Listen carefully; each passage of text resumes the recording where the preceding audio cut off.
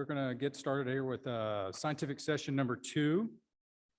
I want to remind the presenters that we have a 7-minute presentation followed by a 3-minute invited discussion, and then 5 minutes available for Q&A. Our first paper is a Jack Barney Award eligible paper. This is tube thoracostomy placement technique. Can adjusting the angle and direction of tube thoracostomy placement decrease the likelihood of inappropriately positioning tubes in a lung fissure? This will be presented by Dr. Khan from Gunderson.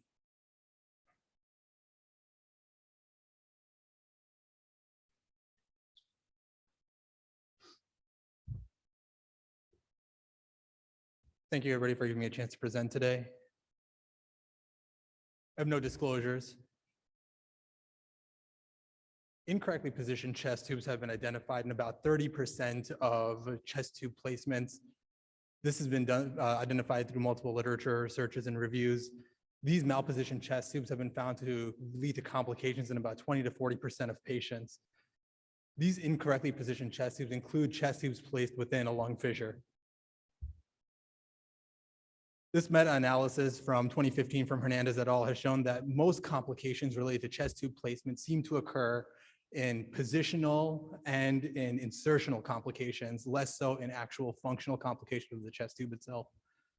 For this reason, we hope to identify if adjusting the angle of chest tube placement results in a decreased chance of having a chest tube placed within a lung fissure, thereby decreasing the risk of complications associated with that chest tube.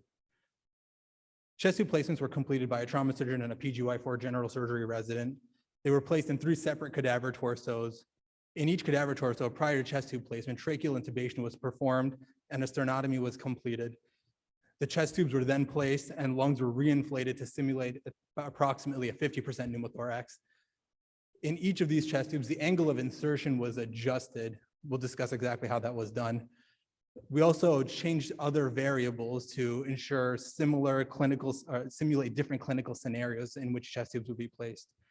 These variables include changing the side of the chest, the location on the chest itself, the size of the chest tube, and the intercostal space in which it's placed.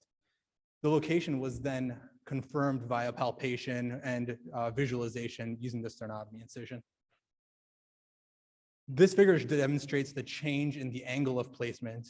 Figure 1 and panel A shows the direct or classical technique to placing a chest tube where the chest tube is placed directly on. Panel B shows an oblique angle of placement where the angle of the hand is coming from a slightly more posteriorly directed location. This variation, panel B, is essentially our change in our angle of placement of chest tube technique with the hope of decreasing the likelihood of fissure tube placement. We placed overall 650 chest tubes in 3 separate cadaver torsos and identified that overall we had about a 27% fissure tube placement in chest tubes. However, we found that 13% of those were occurred with the oblique angle of placement, while 40% occurred with the direct angle of placement. We then used a multivariate regression technique to evaluate if these results held true when adjusting for the other variables that we changed. We found that the direction of placement, the angle of placement, was significantly associated with a decreased chance of fissure tube placement. However, interestingly, we also identified that the first cadaver we placed the chest tube in also had a significantly decreased chance of fissure tube placement. When we placed the initial chest tubes, we had identified that the first cadaver actually had an incomplete fissure on one side. And we believe that may be part of the reason why the cadaver 1 had a decreased chance of fissure tube placement. When removing cadaver 1's data from the data set, we identified that, again, only the direction of placement had a significantly decreased chance of fissure tube placement. This holds true when controlling for the other variables. Overall, there's certain limitations that come with having a cadaver model. Obviously, the anatomic considerations here, we had an incomplete fissure on one side of our cadaver torsos. We couldn't control for that. And again, we can't control for anatomic variability in patients. But again, for that reason, were we able to get completely adequate information? And that's up for question. The other question is whether or not this model actually simulates a hemothorax or a pneumothorax adequately in patients. You know, you're completing a sternotomy prior to, and then on top of that, you're reinflating a lung that's completely deflated in a cadaver torso. Lastly, repeating tube thoracostomies at the same site over and over again likely leads to a well-formed tract. And we placed 650 of these chest tubes, which again likely led to some repeat placements in same locations just due to a certain tract being formed, which wouldn't hold true in real life situations. Overall, we found that adjusting the angle of placement does seem to significantly decrease the chance of having a chest tube placed within a fissure. There's some question as to whether or not a chest tube in the fissure functions less appropriately than a chest tube directed posteriorly or apically. But in this situation, this is a cheap, fairly easy adjustment to tube thoracostomy placement that could result in a more ideally positioned chest tube. Again, this seems to hold true when controlling for these other factors, holding our certain limitations that we have identified. Theoretically, the next step here would be to identify or to perform a randomized control trial that could identify changes and identify if changing the angle of placement does actually lead to decrease in fissure tube placement. I would like to thank the Integrated Center for Education at the Gunderson Health System and La Crosse campus for funding this research and for helping out with all of the materials. Thank you very much.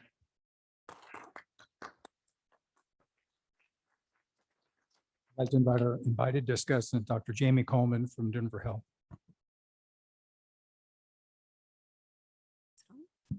Good afternoon, members and guests. I would like to thank the program committee for the opportunity to discuss this paper and the authors for providing me the manuscript well in advance. The frustrations of a poorly positioned chest tube.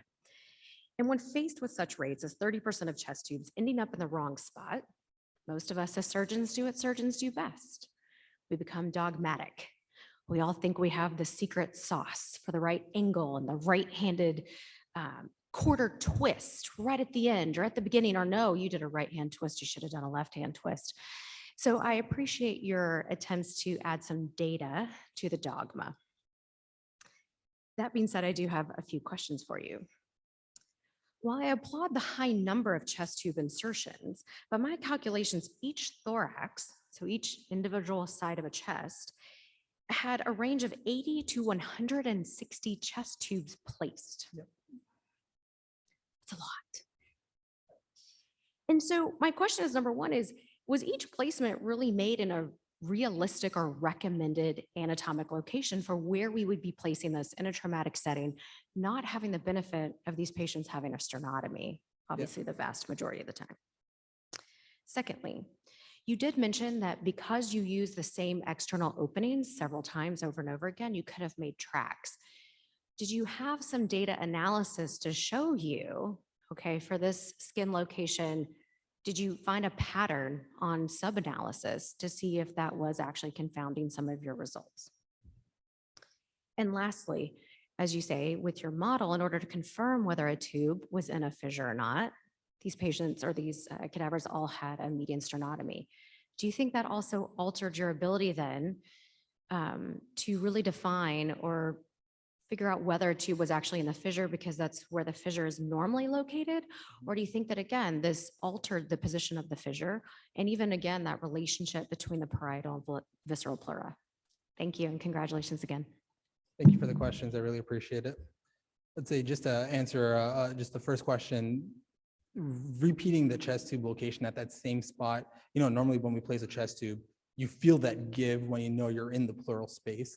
And in this situation, you would get that the first time we place a chest tube in each cadaver. But then after that, you get a sense of exactly the location and the intercostal space that it's going in. We didn't do any subgroup analysis to identify whether that specific intercostal spaces resulted in well-formed tracts or anything of that nature.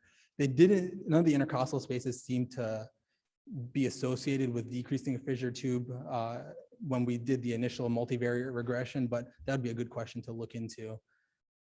With regards to the well-formed tracts, again, I think, it just doesn't simulate real life that well. So, the initial chest tube placement, the first tube we placed in each specific space likely simulates it better than each subsequent placement. And then does performing the sternotomy decrease or change our results at all, or change sort of the method of chest tube placement? I'd say ultimately, definitely the mechanics change when you perform the sternotomy. There's less give in the torso. So I think it's hard to exactly say if the sternotomy itself changed anything. We initially tried to identify the chest tubes thoracoscopically. We placed a couple of ports to see if that helped, and just the identification was too difficult using that method. So we tried with the sternotomy. I don't think it changed too much of how each chest tube was placed. So I don't think it had a great effect on the ultimate location. Questions from the floor? Shrapple, Colorado Springs. A couple different questions. One, did you validate this model? Because cadaver skin turgor, tissue turgor is very different than the actual in vivo model of humans. The second thing is your analysis. This seems like a paired data set to me when you did multiple interventions on the same patient. Did you take into account, for example, using McNamara's test instead of chi-square? Did you take into account for a paired regression as opposed to an unpaired regression? Mhm. Thanks. Absolutely. Say, with regards to the second question first, we didn't do any paired regression analysis. We didn't do a paired t-test, but we thought that, even though each placement was different enough that it could be useful in the multivariate model. Also, we didn't specifically validate the cadaver model itself. We know that the cadaver model has been utilized in prior research for chest tube placements to identify locations. However, we didn't validate the model ourselves in this study. I have a couple of quick questions. Number one, do you have any sense of whether if the chest tube is placed, how you and I would probably do it with a clamp versus the one with that steel trocar? Is there any difference there? And second, maybe I missed it. Did you do anything where you analyzed the difference between placement of the tube for air in the chest versus fluid in the chest? And did that impact the angle at which it came in? Yeah, absolutely. These are great questions. Thank you for the questions. The second question first. We didn't do anything different to identify if there was air versus fluid in the chest. These were all we essentially used as pneumothorax model and just predict that there was air in the chest. We didn't do anything different for if there was fluid. So we didn't fill the pleural cavity with fluid and attempt that. That's actually a great idea to try that in a model and see if that does change for placement. What was the first question again? The Sorry. use of that trocar versus yeah. placing it in with a clamp. We didn't use any of the trocars to actually place the chest tubes. We had a few of those available. We didn't use those. We just placed all of them with a clamp. Any further questions from the floor? If not, thank you very much. Thank you. Thank you all. All right, our next abstract is evaluating the change in patterns of traumatic injury in the setting of pandemic and social distancing restrictions and analysis of a level 1 trauma center. We have Dr. Grace Ng presenting her work today.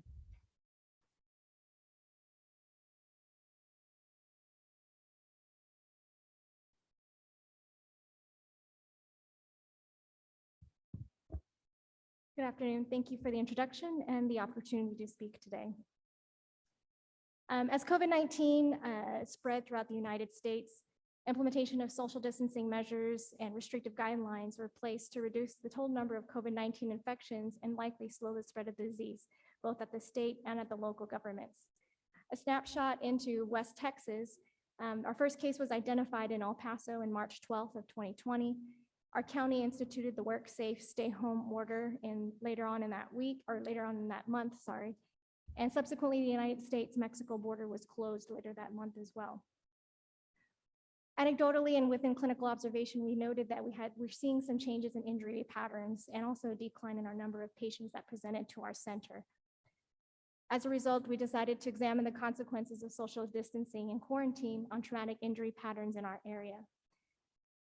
Our trauma center, University Medical Center of El Paso, is unique in its location and who it serves. We're the only ACS verified level 1 trauma center within a 270-mile radius.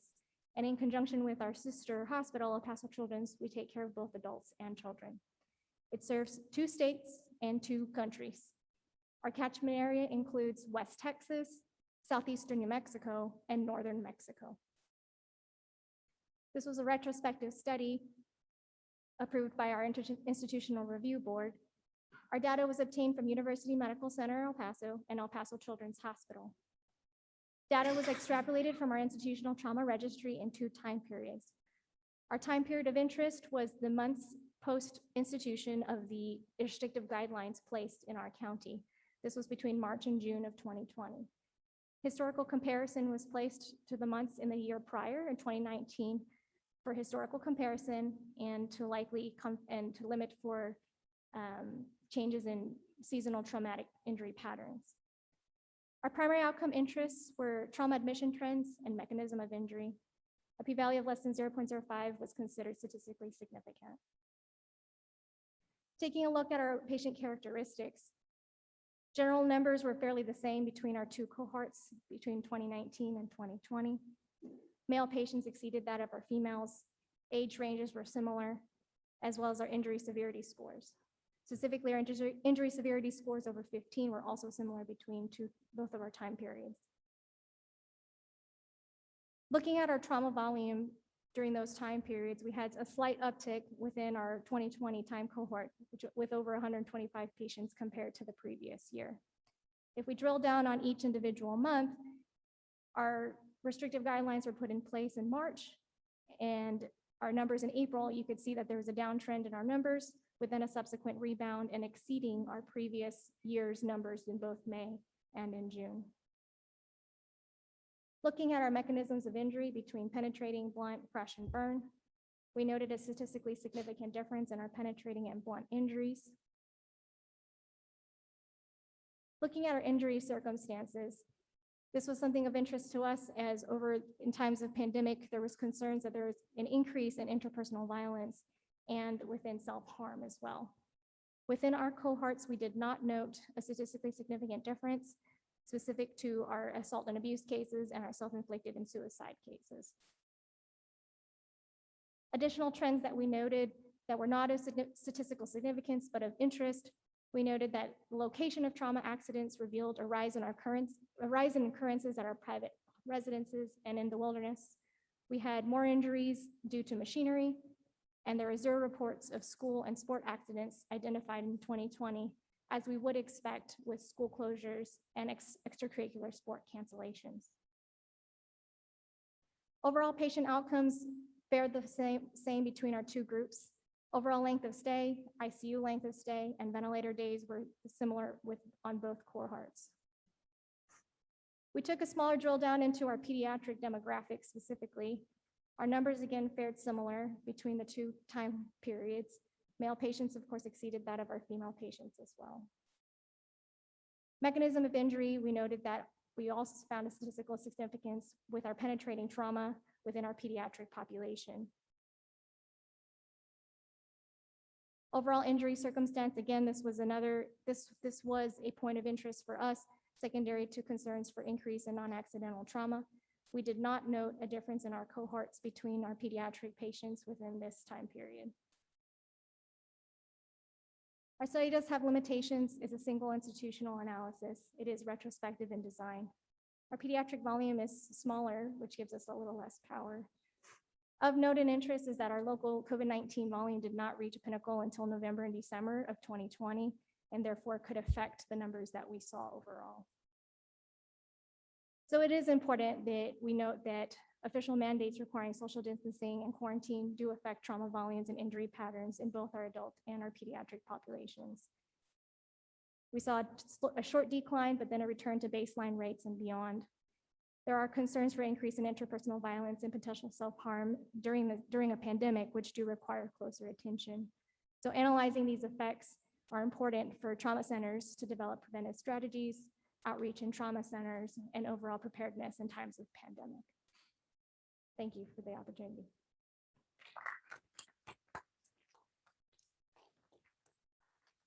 And our discussant for this abstract is Dr. Sharmila Disanaka from Texas Tech.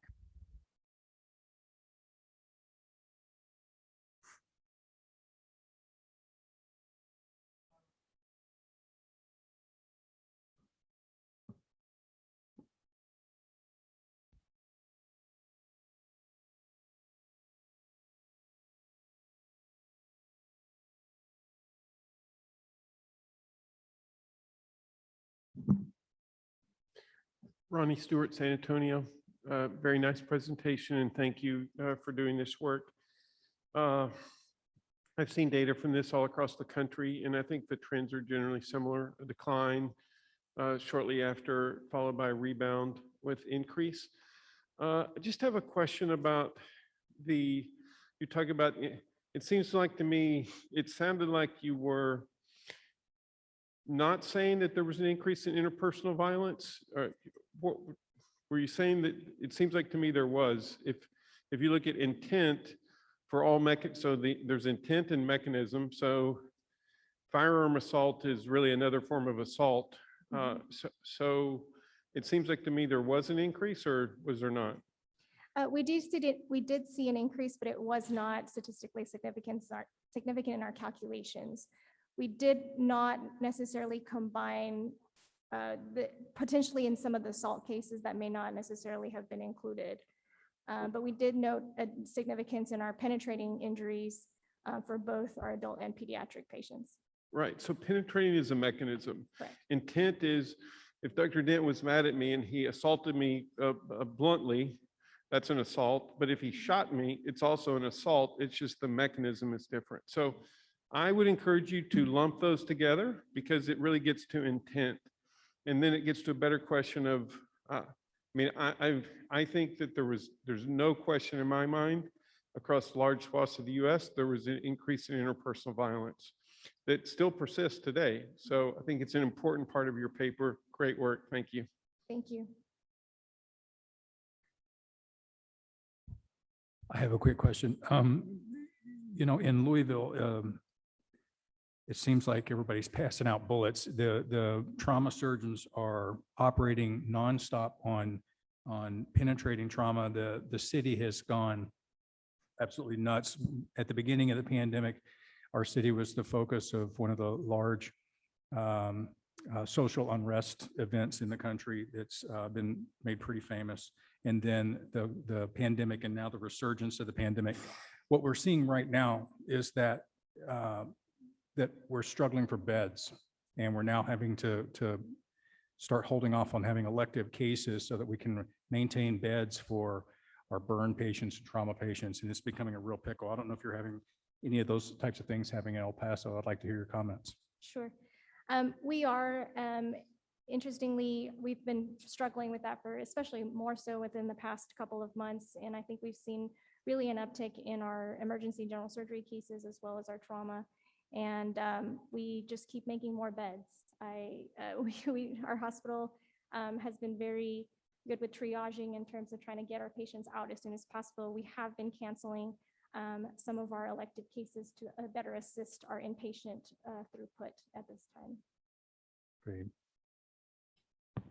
And I have one more question. So it looks like your data for the early months of your time period was pretty evenly split between the two groups, but then June is where things really started to change.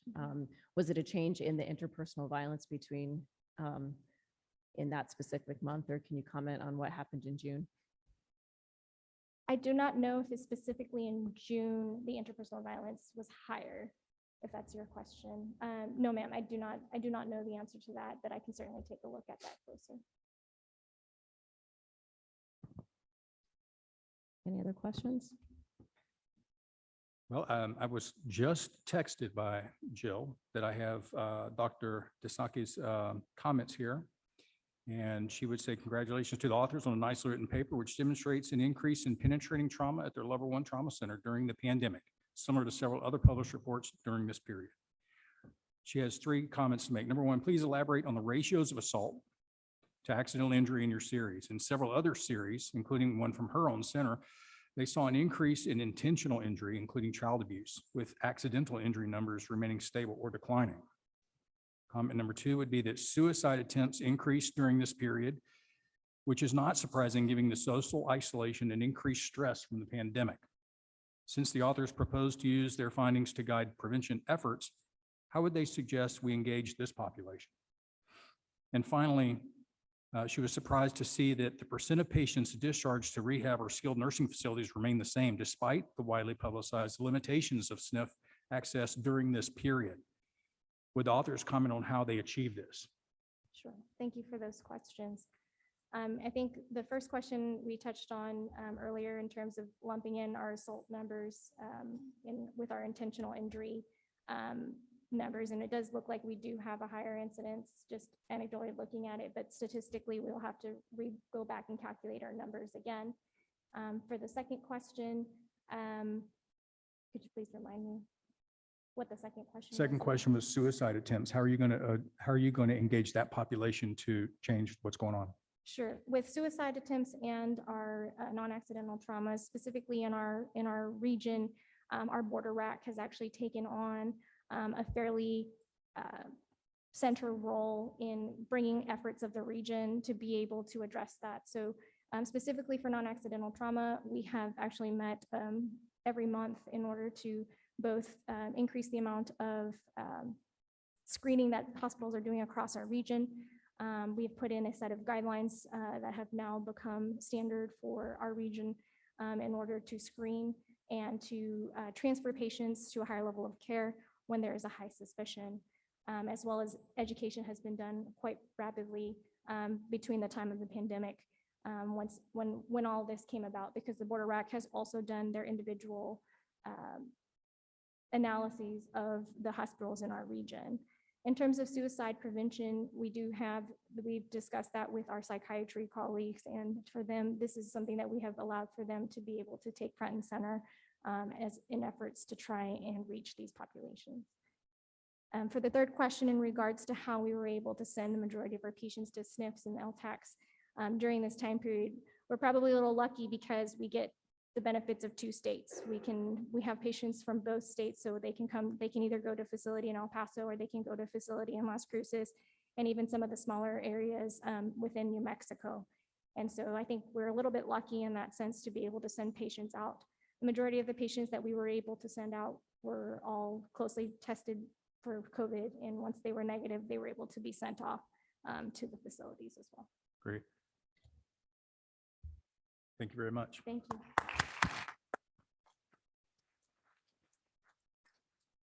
Our next paper is entitled, this is also a Jack Barney Award. Looks like Gunderson, you guys are going to have to arm wrestle to see who gets the award, I guess. This is entitled Temporary Artery Biopsy. When is it worth the headache? This will be presented by Dr. Baumkamp from Gunderson.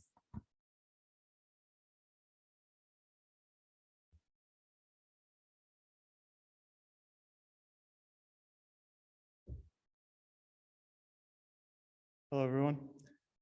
Thank you, Southwest Surgical, for giving me the chance to present. I have no disclosures. So giant cell arteritis is an inflammatory vasculitis affecting medium to large size arteries, causes stenosis and aneurysm of affected vessels. This can manifest as systemic and ocular signs and symptoms, including headaches, jaw claudication, and potentially blindness. The diagnosis is based on clinical suspicion, laboratory inflammatory markers, and temporal artery biopsy, abbreviated TAB. So our primary objective of this study was to evaluate the yield of temporal artery biopsies at an independent academic medical center to compare to the reported benchmark of 25% positive biopsies. Secondary objectives included evaluating our complication rates of both temporal artery biopsies performed in the clinic and versus the operating room, as well as creating a risk stratification tool with management recommendations in conjunction with our Department of Rheumatology. So our overall goal of this project was to identify factors that could increase our pretest probability to improve our diagnostic yield of temporary biopsies, therefore decreasing healthcare costs and unnecessary procedures. This is an IRB approved study. It was a retrospective review of medical records at Gunderson Health System, patients who underwent temporary biopsies between January 2010 and February 2020. This included demographics, pre-biopsy symptoms and labs, technical aspects of the biopsy results, and complications. This is based on a systematic review published in the Neuro-Ophthalmology Journal in 2019, where they reported a median yield of 25%, and they described that this should be a benchmark of other institutions should strive for their temporary biopsy yield. Our statistical analysis is as listed. Our patient demographics, age did not have any significant value or did not show any positive significance with biopsy results. Male or female did not show any significance. Interestingly, BMI did have some significance, and lower BMI was correlated with a positive result. The location of where the biopsy was performed did not have any significance versus clinic versus operating room. CRP and ESR were both clinically significant with p-values less than 0.01. Whether the biopsies were performed unilateral or bilateral did not have any significance. So during this study period, there was 502 temporary biopsies performed. 51 of them were bilateral, 5 were missing results or inconclusive, 94% were done in the office. And overall, we had 13% of our biopsies were positive. As I mentioned before, this is compared to a systematic review where they had 25%. For pre-biopsy symptoms, we looked into multiple other symptoms, but jaw or tongue claudication was the only one that showed any significance. We made cutoffs for these. So we have age, ESR, and CRP, and we wanted to optimize our negative predictive value. So these were our optimal cutoffs. So age greater than 60 had a significant correlation to a positive result. ESR greater than 40 was significant, as well as CRP greater than 4. In terms of specimen length, there was no correlation with the positive results. Our average length was about 1.5 centimeters. And then we compared specimen length for specimens performed in the operating room versus the clinic. And there were not a significant difference, but slightly bigger in the OR. Complications we looked into were surgical site infections and bleeding. We had no reported surgical site infections. We had 1 bleeding complication. So our overall complication rate was very low at 0.1%. The limitations of this study was multiple providers involved. It was a retrospective study. This was performed at a single center. Not all patients were evaluated for all symptoms or labs that we investigated. For example, we had 502 patients or biopsies performed, but not all of them had ESR or CRPs. And then patients that, for example, did not have jaw or tongue claudication reported in the documentation, when it wasn't recorded, we assigned them negative. And then we only evaluated biopsies as positive or negative. After discussing with rheumatology, occasionally they would talk to the pathologist and they would tell them that there was evidence of prior healed arteritis and they would treat that. So our conclusions of the study, our yield is significantly lower than the reported yields in the systematic review, 13% versus 25%, which means we are performing too many biopsies and we need to be more selective at our institution. ESR, CRP, jaw and tongue claudication, and age should be included in our diagnostic algorithm. And we also concluded that this is a safe procedure, a low complication rate. So this is the risk stratification tool that we developed. As I mentioned earlier, we were developing this tool to optimize negative predictive value and sensitivity, as we wanted this to be a sensitive test, and then the specific test would be the biopsy. So we used odds ratios. CRP, as you can see, got an odds ratio of about 2, and that's how many points it got. And ESR got 3, jaw or tongue claudication 4, and age got 4 points. And then you use those point values to put them in this diagnostic tree or algorithm. Low patients were 0 to 6 points. Those patients would not get any steroids. They would page the on-call rheumatologist and discuss further workup and possible need for a biopsy. They're medium risk. They would maybe start steroids based on their talk with rheumatology, and then they would page the on-call surgeon to get a biopsy. High risk automatically got a biopsy. They would start steroids, and they would get the next available rheumatologist appointment. That's all I have. Thank you. Any questions? Invited to discuss will be Dr. Bradley Reams from Nebraska.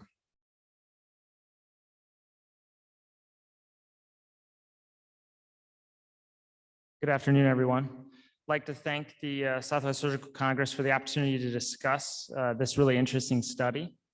And I'd also like to congratulate Dr. Baumkamp and his co-authors for a well-presented study and most importantly, for their collaborative efforts to use this data to improve the quality of care for patients at their institution.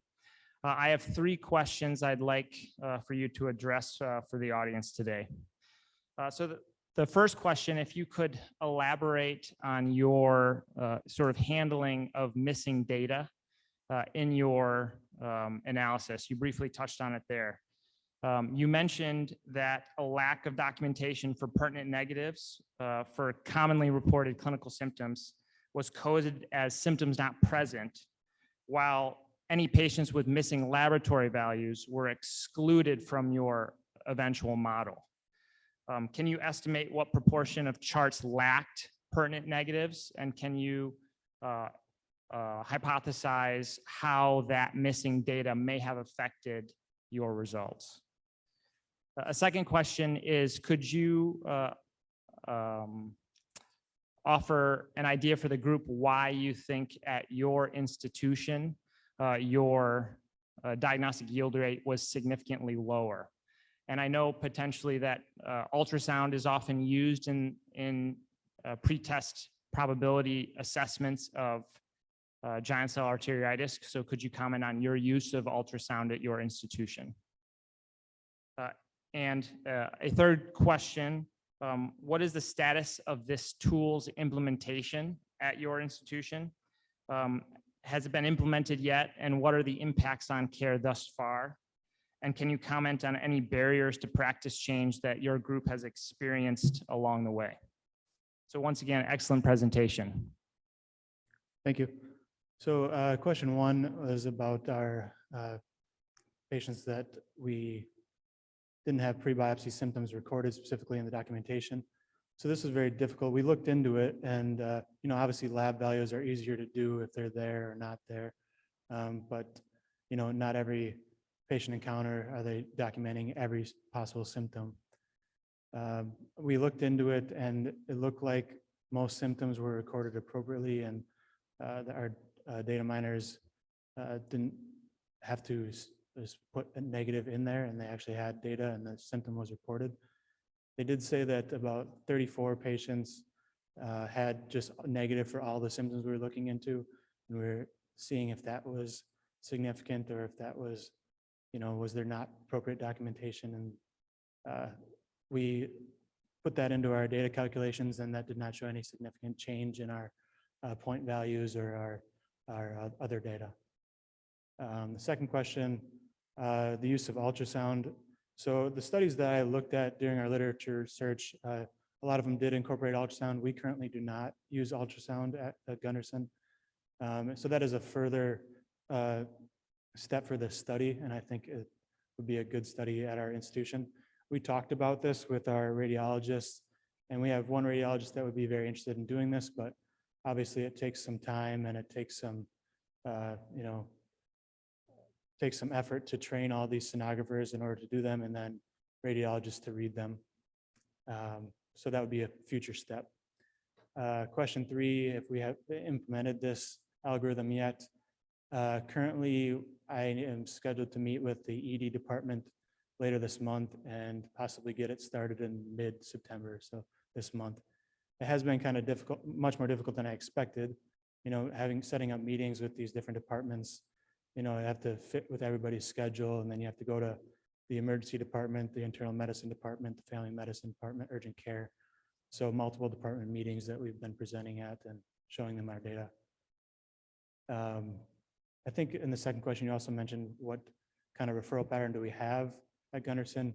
And currently, when somebody's concerned for giant cell arteritis, they page the on-call surgeon and they set up the appointment. There's not really any, we as general surgeons are kind of just technicians in here. We don't really turn people away. We tell the patient, negative value is good. It's very important for this. So we basically just biopsy everybody that gets sent to us. Questions from the floor? Yes, thank you. Sean Katari, Prisma Health, Greenville, South Carolina, formerly of Gunderson, so I'm sure I contributed to several of the patients in this series. Thank you for the work that you're doing.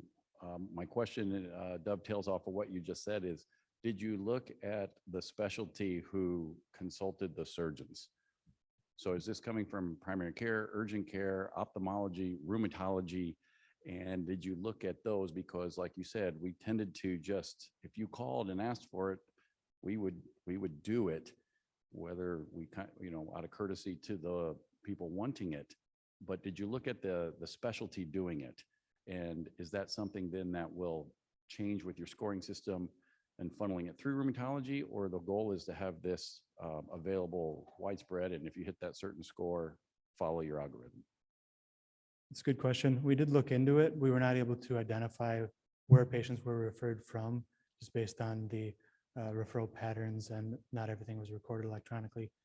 Because I have seen other papers where they show that there's higher yields from specialty specific places, like from neurologists or from ophthalmologists, their yields are higher. I think with our algorithm that we currently are trying to implement, it will involve rheumatology most times.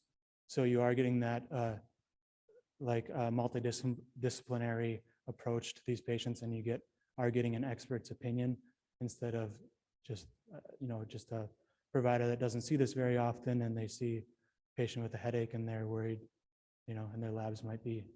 And a lot of these patients didn't have appropriate labs, so I think this algorithm is also going to ensure that they get labs before referring them. I'd be curious, did you track how many patients in this series went on by that consultant to treat the patient despite a negative temporal artery biopsy? Yeah, we discussed this with rheumatology, and we did not do an evaluation of that, but it does happen where they continue to treat because they are very high. They've had very high suspicion, although the biopsy was negative.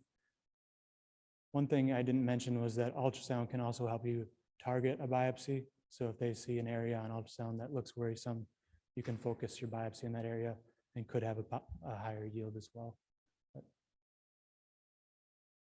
Great, thank you very much. Thanks.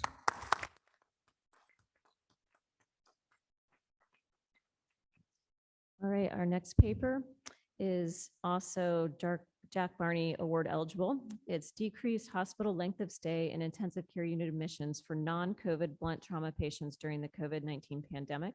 We have Dr. Eric Yates presenting from University of California, Irvine. Hello, everyone. Thank you for the opportunity to present today. I have no disclosures. The COVID-19 pandemic has severely stressed hospital systems in the United States due to the addition of a new critically ill population. This resulted in compensatory adjustments that included reducing elective surgeries and procedures, discharging earlier, and limiting the use of ICU beds when possible. Because trauma volume persisted steadily throughout the pandemic, and because trauma is mostly void of elective procedures, managing resources became especially important amongst the trauma population. However, the exact changes in resource allocation regarding trauma patients during the pandemic have not been adequately quantified. Additionally, the effects of this resource limitation on patient outcomes has not yet been described. In this study, we hypothesized a shorter length of stay, shorter ICU length of stay, and a lower rate of ICU admissions for blunt trauma patients during the COVID-19 pandemic compared to the year prior. We performed a post-hoc analysis of a multi-center retrospective study of trauma patients presenting to 11 ACS level 1 and 2 trauma centers in Southern California. And we chose the dates of March 19th to June 30th in both 2019 and 2020. The date of March 19th, 2020 was chosen as the start of the COVID period, as this was the date the stay-at-home orders were issued in California. Penetrating trauma patients were excluded as there was a higher penetrating trauma rate during the COVID-19 pandemic. And there's also possibly a different level of resources for penetrating compared to blunt trauma patients. COVID-19 positive trauma patients were also excluded as they may have worse outcomes and different resource needs than the rest of the trauma population. Our primary outcomes were hospital length of stay, ICU length of stay, and ICU admission rates. And our secondary outcomes were complications and mortality. Patients presenting in pre-COVID times were compared to those presenting during COVID times. We used chi-square tests for categorical variables and Mann-Whitney U tests for continuous variables. We also used multivariable logistic regression analysis to identify any independent risk factors for ICU admissions. In total, we had 12,744 trauma patients in this study. 6,900 were in the pre-COVID times and 5,800 were in the COVID times. The COVID and pre-COVID groups were very similar with regards to age and injury severity scores, as well as sex, BMI, and comorbidities. Notably, there were some differences in mechanism of injury between the two groups, as the COVID group had lower rates of pedestrian struck, motorcycle collisions, and motor vehicle collisions. With regards to outcomes, the COVID group had a shorter mean length of stay, a shorter ICU length of stay, and a lower ICU admission rate. The COVID group interestingly had lower rates of sepsis, DVT, and PE, but otherwise the two groups were similar with regards to complications and also mortality. On multivariable analysis, which controlled for systolic blood pressure, GCS, respiratory rate, injury severity score, and age, we found that presenting during the COVID period was associated with a decreased risk of ICU admission.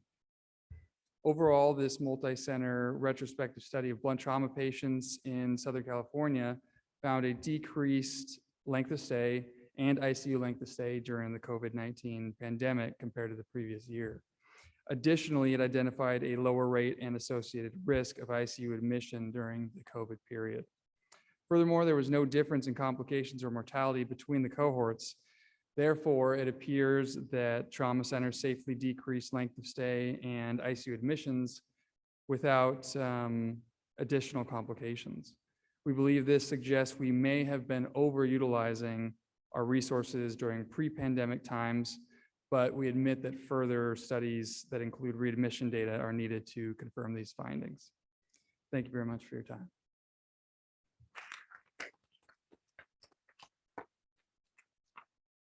And our invited discussant is Dr. Mary Kimbrough from University of Arkansas. Hello. Thanks to Dr. Yates and all the co-authors from California for their collaborative work, for this multi-center collaboration to produce this work, reviewing COVID pandemic and how it affected blunt trauma patient outcomes. The COVID pandemic has reshaped so much of how we approach patient care. And as many of us watch healthcare systems get crippled in other parts of the world, we made surge plans and reallocated our staff and conserved our resources, prepared for the worst. Part of this preparation, as you discussed, was to conserve some of our most precious resources, namely hospital beds, both in the ICU and on the wards. You hypothesized that the changes in practice resulted in your outcomes were likely multifactorial, but the two factors discussed mainly were institutional prioritization of discharges and the reduction of elective cases. I think the decrease in ICU admissions during the study period is interesting and suggests changes in either provider and or system practices. Either the providers develop more lenient approaches to what physiologic or anatomic criteria they would put a patient in the ICU for, or the system developed a more lenient approach to what patients required ICU admissions. And I suspect it's probably a little bit of both. I know at our institution, we created progressive units and step-down units to accommodate initiation of amiodarone infusions and insulin drips that typically would have necessitated an ICU admission before, but we're able to go to a step-down unit later. So, although you did note similar ISS and complications between pre-COVID and COVID, an expansion of patient care capabilities on nursing units could contribute to this decrease in ICU utilization. Could you comment on if you believe your decrease in ICU admissions were more provider or system related? And do you think there were any other possible contributing factors? As you mentioned, you also did not look at ICU readmissions, hospital readmissions, or unplanned ICU admissions.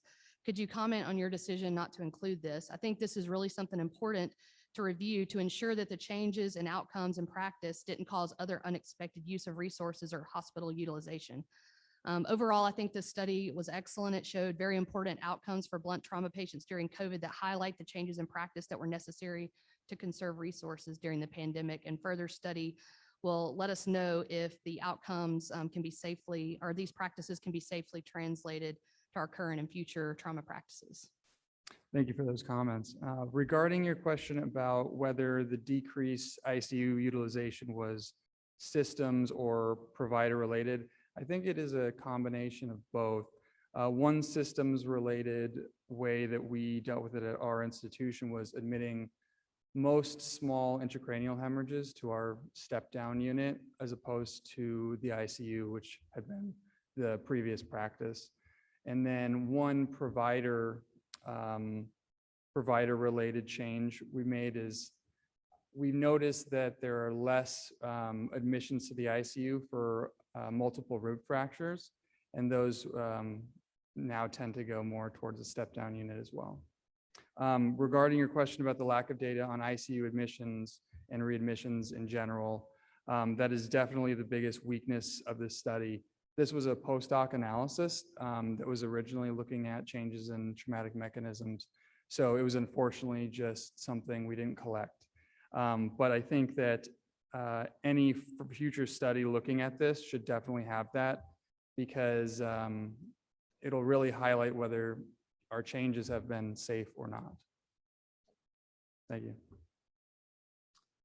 Shrapple, Colorado Springs. A couple other questions. Did you include all ICU level of care? For example, when we were at capacity, we put ICU patients in the PACU, ordered them in the ED, any recovery room we could get. Did you include all those patients? And then did you have any people that weren't admitted to the ICU for capacity reasons? That would be an interesting sidebar of your study. They were just full and you couldn't put them there, so you put them somewhere else. Yeah, we included everyone that was ICU level of care, despite where they were. But I think it was not possible to tell if they were not able to be ICU level of care just because of capacity reasons. We weren't able to record that. I have a quick question. Do you anticipate that any of the changes that you've made or that you've noticed in your group will go forward when we get past this pandemic? For example, will the hospitals say, hey, look, we saw that we were able to admit some of these patients not to the intensive care unit, but to step-down units. Maybe we can continue that going forward. Yeah, I think yes. I think we will maintain at least some of those changes. At least anecdotally, we've noticed that even during the times where COVID is not as prevalent, we've maintained the same practices. And I think we need a little bit more data with some future studies to kind of prove that all these changes we've made are safe. But I think there will definitely be changes from this. Any other questions?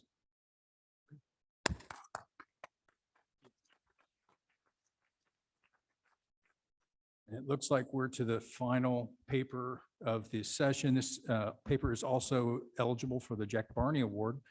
This is the sustained effect of a temporary measure, urban firearm mortality following expiration of the federal assault weapons ban. This will be presented by Dr. Huang from University of Tennessee, Memphis.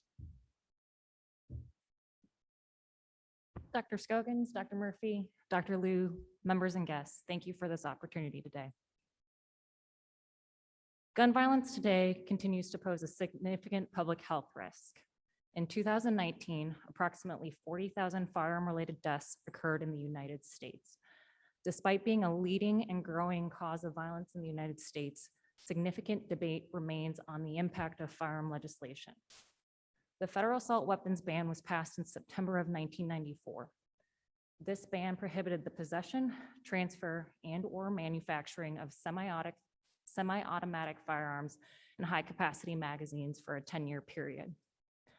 Following expiration of the ban, its effect on firearm-related homicides has garnered limited attention. Several studies have examined the role of the ban on public mass shootings, however, failed to define its impact on all firearm-related homicides.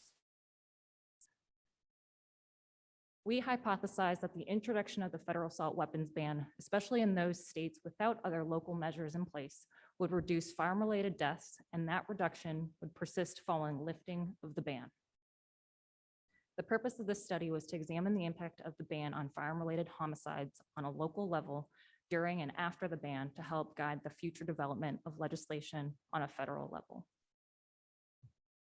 Primary data files were obtained from the FBI. In order to account for the impact of the federal assault weapons ban on firearm-related homicides, 3 major cities, Detroit, Houston, and Memphis, in states that lacked local firearm legislation were examined. Homicides were defined by the FBI as the willful killing of a human being by another to include murder and non-negligent manslaughter. Firearm-related homicides occurring in the 10 years preceding, during, and after the ban were then stratified by city and by year and compared. The rate of firearm homicides per 1 million population per city per year was calculated and compared over the entire study period. The rate of firearm-related homicides per 1 million population per city was also further stratified into 10-year periods, the preceding decade, the 10 years during the ban, and the 10 years after the ban expired, and these were all compared. In this study, we examined 28,739 total homicides. Of those, 21,327 were determined to be firearm-related. The median age of victim was 27, and the majority were male and Black.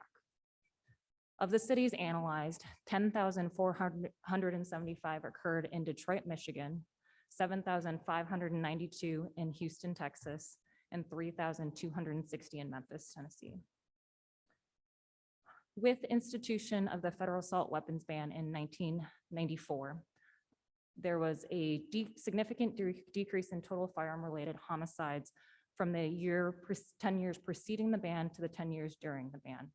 However, this decrease was not seen with expiration of the ban with the following 10 years. On a local level, in Detroit and Memphis, there was a significant decrease with institution of the ban, which further decrease was seen in the 10 years following the expiration of the ban. In Houston, again, a significant decrease in the total firearm-related homicides was seen with the institution of the ban. However, there was a slight increase in total firearm-related homicides in the 10 years following the ban. However, this was not statistically significant. Linear regression analysis identified a significant decrease in the rate of firearm-related homicides per 1 million population from 119 in 1984 to 49 in 2014. This decrease was most noticeable from the preceding 10 years to the ban decades, with a marked leveling off following expiration of the ban. This similar decrease with leveling off was also seen and paralleled in all three cities. In conclusion, the federal assault weapons ban steadily and significantly decreased firearm-related homicides in 3 violent metropolitan cities. The reduction persisted over the next decade following the expiration of the ban, albeit at a decreased rate. The impact of the ban underscores the importance of federal mandates in firearm-related violence prevention. Great, thank you.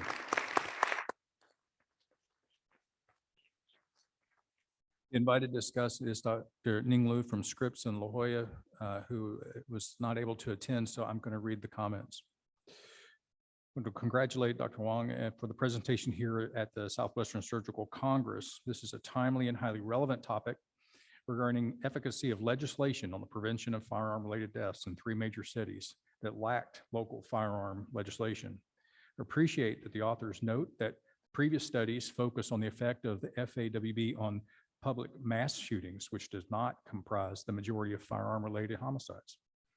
Though this study demonstrates statistically significant differences between the pre and the ban groups in terms of rate of total firearm-related deaths, several questions are worthy of asking. First, you mentioned that the continued reduction in firearm-related homicides in the cities studied may arise from less publicized components of the 1994 crime bill, such as increased police funding, expansion of the federal death penalty, the addition of mandatory minimum sentences in many federal crimes, the subsidized expansion of state prison systems, and the creation of a national domestic violence hotline. Additional confounders include the implementation of the Firearm Owners Protection Act of 1998 and the National Instant Criminal Background Check systems. How might you separate these effects from the confounders and the effects seen in the FAWB? Second, would it be feasible to include data on these 3 cities from 2015 to present? Do you think the trend towards increased firearm-related homicides seen in Houston would also be seen in Detroit and Memphis? Or do you think the persistent decline in firearm-related deaths would persist during this period? And third, how many states have local firearm restrictions? Is this a feasible study to conduct nationally to determine the national effect during these study periods? If so, would you be able to compare states that reinstated local firearm legislation with those that did not? While the authors conclude that the institution of FAWB significantly decreased firearm-related homicides in 3 of the most dangerous cities, additional data would better support this conclusion. If you're able to answer some of the above questions on the essential area of research, perhaps we may have more substantial data to bring to our legislators for consideration. But thank you for the excellent presentation. With regards to confounding factors, as mentioned, this ban was part of a larger crime bill in 1994, which also included funding for local police, as well as a national violence hotline and other components. Unfortunately, it'd be very difficult or nearly impossible to remove these confounding factors as they all went into effect at the same time. With regards to her second question, as far as the feasibility of looking further beyond 2014, while feasible, it would be very challenging. These files were obtained from the FBI as part of the supplementary homicide reports.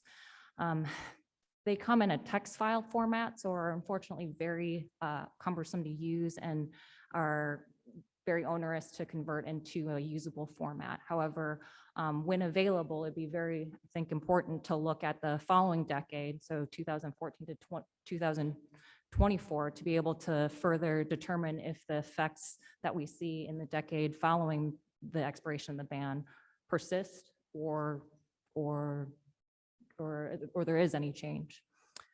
With regards to her third question regarding the feasibility of being able to do this on a national level, there are currently 9 states, as well as the District of Columbia, that have their own local firearm legislation of varying degrees of severity and duration.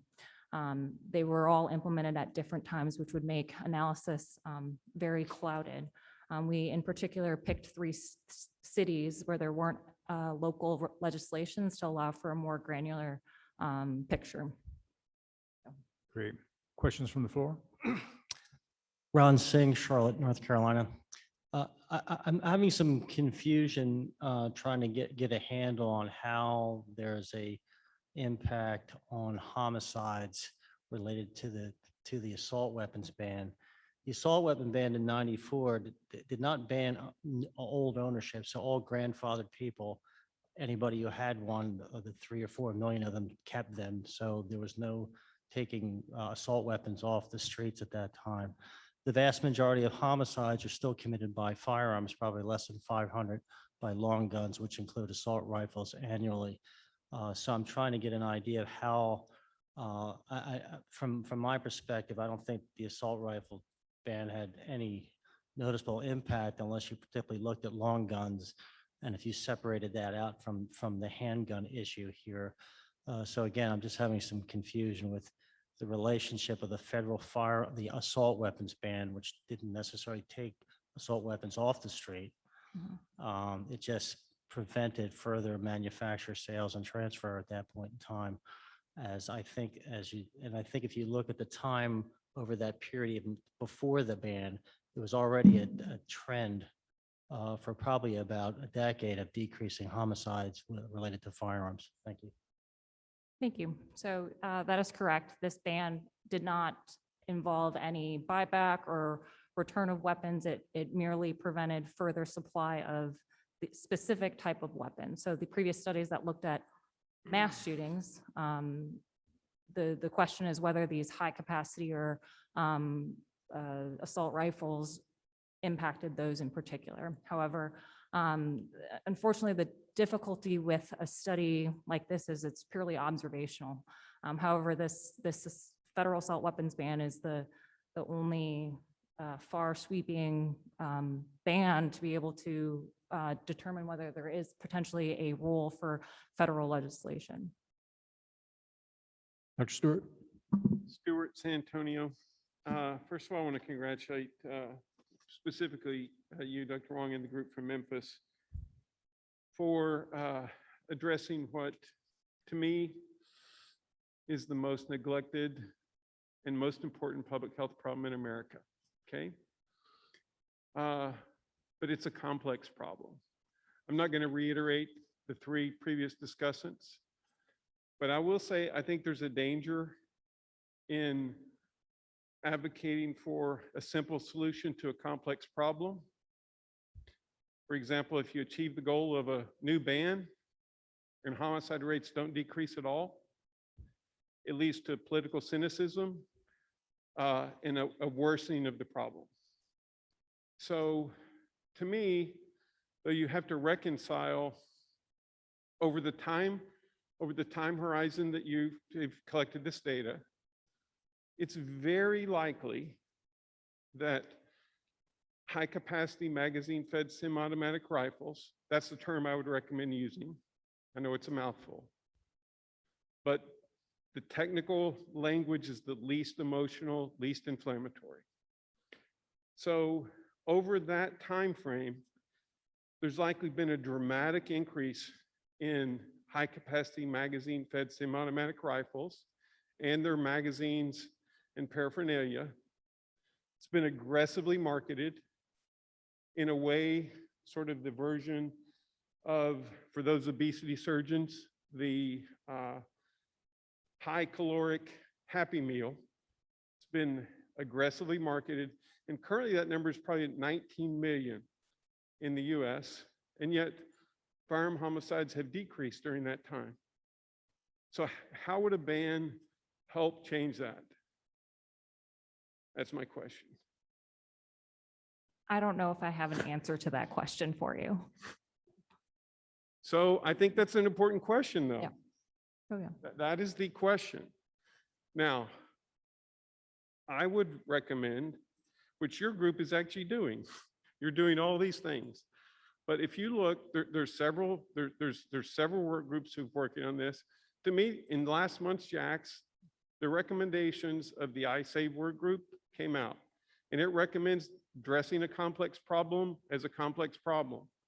And what they recommend, I'm just going to say, we implement trauma-informed care in every one of our trauma centers to break the cycle of violence for our patients. 2, integrating social care into acute care. What does that mean? That means hospital and community-based violence intervention, violence interrupters, getting to root causes. 3, health systems. Health systems are rich, by the way. Health systems are rich. Health systems should invest in marginalized and disinvested communities they serve to break that cycle of violence. And the 4th thing, to advocate for health equity for the patients we serve. To me, if we do those 4 things, it would make such a dramatically different thing than a piece of legislation banning something that will never happen unless we can get responsible firearm owners to advocate for that change. I don't mean to preach, but that's what I think is the problem.